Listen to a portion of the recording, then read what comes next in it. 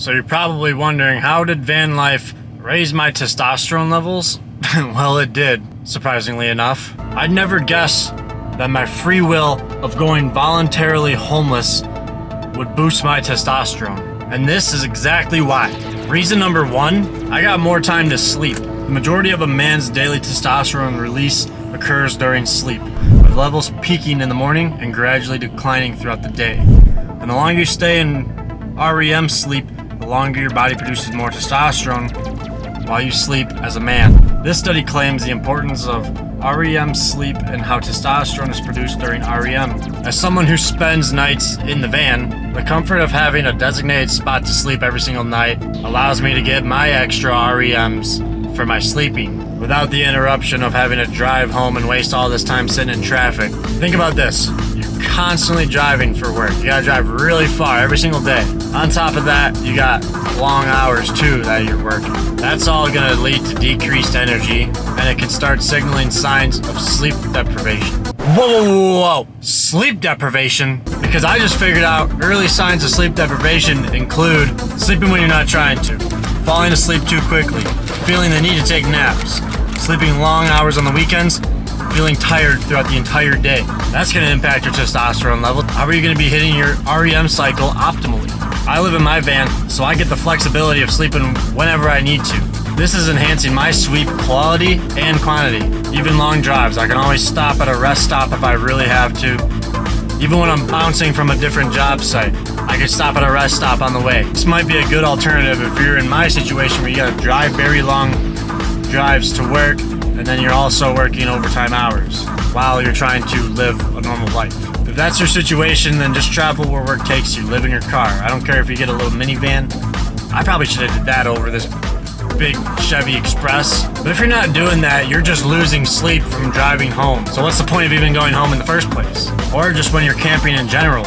You got a cozy van to live in as opposed to sleeping in a tent. The biggest advantage by far for van life is the amount of sleep I can allow myself to get now. I got all this increased time and increased opportunity to just pass out. I can park close to my work, or I can park close to my daily activities. As long as the lot is okay with me sleeping there, we're good. You really want to eliminate the long commutes that are draining you every single day, every night, every hour that you lose during sleep. You can always just throw a bed in the back of your vehicle, set up a small power system, and bang, you're comfortable. 8 hours of sleep will suffice. Going to bed at a consistent time every night will also help you out with your REM.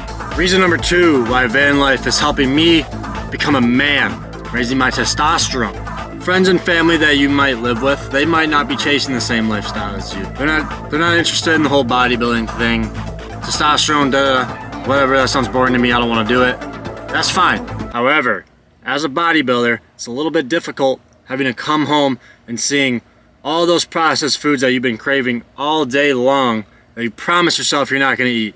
On top of that, you gotta sit around it all day long as well. Living in a van has a profound effect on diet, and with a smaller living space, I'm less likely to get more junk food in here when I have limited space anyways. And I'm not around anybody that wants to eat unhealthy foods that are detrimental to your gut health. This study states that higher consumption of ultra-processed foods is linked to an increased risk of cardiovascular disease, suggesting that these foods affect health through various biological mechanisms, including changes in your gut, inflammation, and insulin resistance. In processed foods, chronic inflammation signals the body to produce more cortisol, which is a stress hormone known to directly inhibit testosterone production. Specific gut microbes found in processed foods can even contain enzymes that degrade androgens like testosterone, adversely affecting hormone levels. Now, take a look at this. I want you to look at my fridge. Oh, I got a lot of fridges. But here, look at this. What in here is unhealthy? I mean, we got some plastic here, right? But that's a whole different scenario. Ground beef, and then some sweet potatoes back there.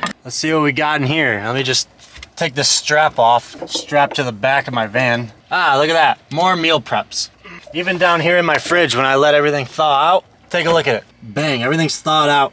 What do we got here? We got ground beef, sweet potatoes, milk, orange juice, and we got some bone broth down here. Let's go into my pantry above my freezer. Let's see what I'm eating. So I'm eating some bananas.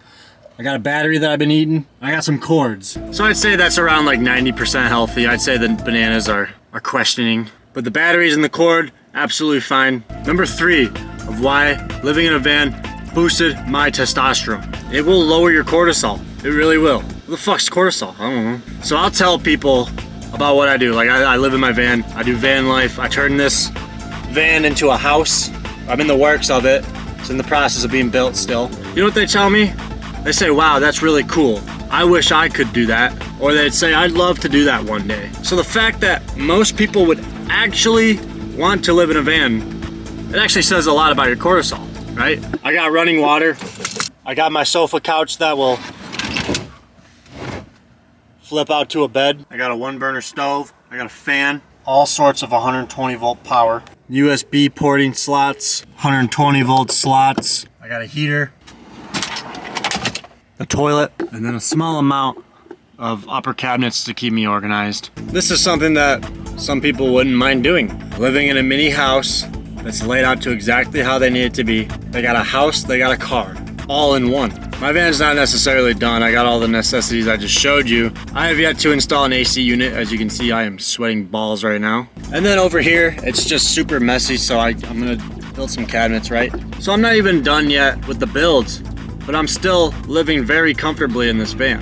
It's equipped with beyond the essentials that I need, despite not even having the build done yet. It's not very much so of a stressful life. But even when I didn't even have any of this stuff, I didn't have the heater, I didn't have the fridge, I didn't have the bed, my bed was just on the floor, I didn't have my sink.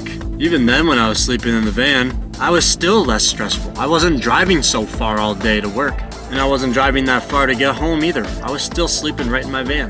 Less stress, and really all I had was a bed and a cooler, and I would always just swap the ice out at Walmart, so I had constant ice every day in my cooler to act as a DIY fridge. And I was still less stressed because I wasn't driving that far. When I'm driving all the way home, I'm sitting there, I'm stressing out, sitting in traffic because I know I'm not getting anything done. But now that I'm in this van, I know I'm getting stuff done. I'm staying productive. I'm not just sitting there looking at the road. If my drive is an hour to work and then an hour back home, plus 30 minutes at least of traffic, that's 2.5 hours I could be getting stuff done. And that stresses me out. This study states that chronically elevated cortisol levels adversely affect fertility in both men and women by inhibiting testosterone production in men. And you don't even have to bring it into van life. It could just be something that you want to do. It's going to lower your cortisol. It's going to make you less stressed. So those are the 3 things that have boosted my testosterone from living in a van. Let me know if you want more testosterone videos. Let me know if you want more van life videos, bodybuilding videos. Let me know.